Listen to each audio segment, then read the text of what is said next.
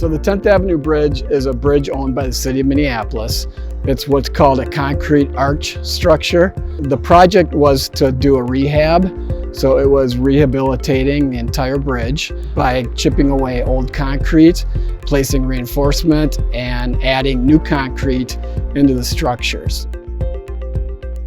A lot of these bridges, contractor will put a barge in the river with tall cranes and work from there. And because it's right below St. Anthony Falls Lock and Dam, the lower Lock and Dam, there's a lot of turbulence in the river. So very undependable on how to get a barge out there. If the water's high, it's too turbulent. If it's, so we suggested using the tower cranes. And that's really not used in bridge construction. You'll see tower cranes on vertical construction for buildings.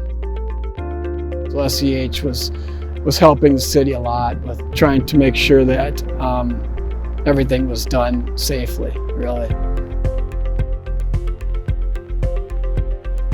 As far as sustainability goes, it really is a great example because we're keeping a historic structure. We're strengthening it, we're bringing it back to its former glory, so to speak. Part of the project also was to get rid of a few of the traffic lanes. There was 4 traffic lanes on the bridge. It's been reduced to 2.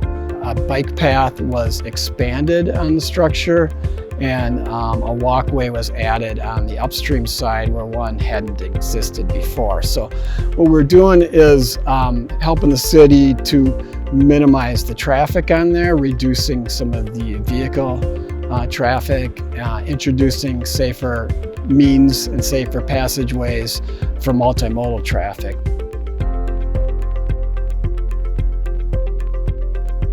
Repairing and rehabilitating these types of awesome structures is very important. Building a better world, you can't build it better than that. Rehabbing something that's a classic and can be used by a lot of people and seen throughout its long life.